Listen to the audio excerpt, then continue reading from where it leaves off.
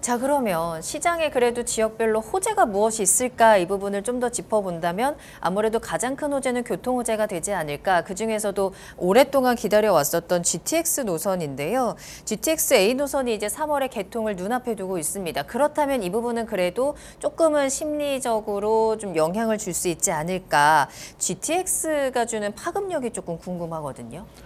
파급력 크죠. 그죠. 왜냐하면 교통에 불편한 지역들, 동탄이나 운정이나 의정부나 이런 지역들 같은 경우는 상당히 불편합니다. 일산이나 맞아요. 파주 운정에서 강남 쪽에 한번 나오려면 지하철 3호선을 타도 1시간이 걸리고요. 광역버스를 타면 1시간 더 걸리고요. 차를 타면 또 더 걸립니다. 우리가 좀 유념해야 될 점은요. 네. 계속 집값이 반영되지 않는다는 거죠. 상당히 선반영된 부분이 있다.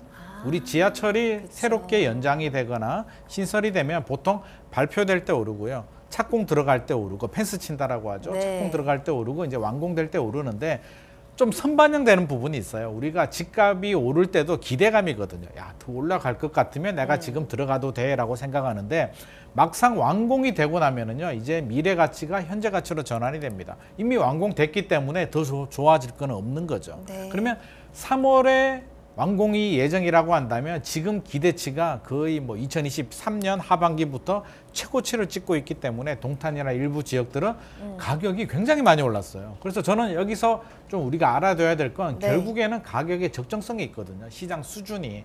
GTX가 생긴다고 해서 지나치게 좀 오버슈팅, 과열이 된 지역들은 막상 개통이 되면 그 이상으로 더 많이 오르기는 좀 힘들 수도 있겠다라는 점은 제가 미리 말씀을 좀 드리고 싶습니다. 네, 선반영이 된 부분 플러스해서 지금 워낙에 시장의 전망이 좋지 않다 보니까 어느 정도 한계는 좀 있을 것 같아요. 어떨까요?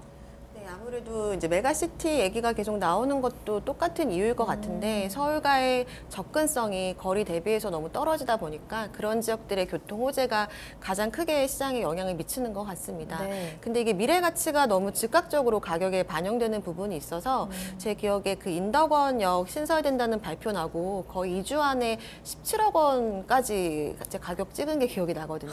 근데 그거는 이게 신설 발표가 난다 하더라도 그게 정말로 여기 생길 때까지는 언제가 될지는 정말 맞아요. 아무도 모르는 일이라서 네. 너무 가격에 크게 반영이 되는 부분이 있어서 그런 부분을 조금 경계해야 될 것 같고요.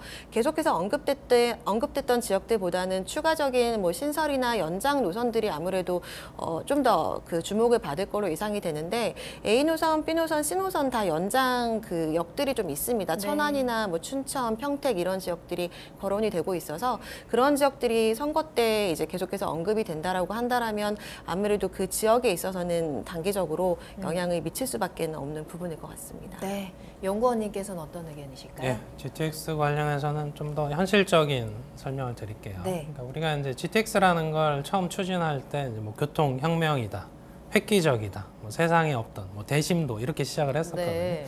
그래서 시장의 기대감들이 굉장히 컸습니다. 그게 이제 과열기에 진입하면서 이 이슈 하나만으로 한 주 만에 수억 원씩 오르는 그런 케이스들이 있었고요. 그래서 우리가 A 노선을 기점으로 해서 이제 올해 중에 이제 개통을 앞두고 있잖아요.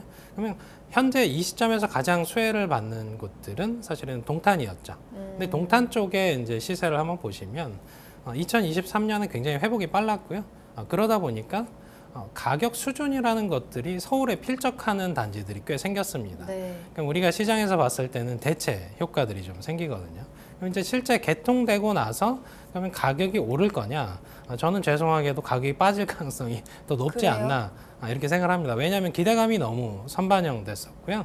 더불어서 이 GTX 노선 자체가 요금 자체가 쌀 수가 없습니다. 구조적으로 투입된 비용들이 있기 때문에 그러다 보면 선택적으로 활용은 할 수 있으나 실제 평상시에 활용하기에는 네. 이 비용 자체 부담이 상당하다는 거죠. 그럼 비용 부담이 크다는 얘기는 서울 도심지 쪽에서 출퇴근하는 수요 대비 오히려 주거 비용 쪽에서 더 많은 비용을 소모하게 한다는 겁니다.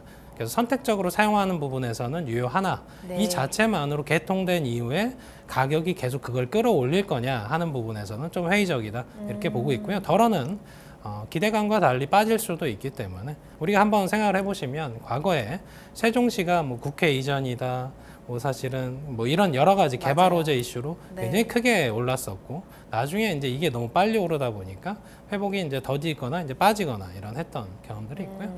강원도에서도 우리가 평창 동계올림픽 하면서 교통 호재가 있었잖아요.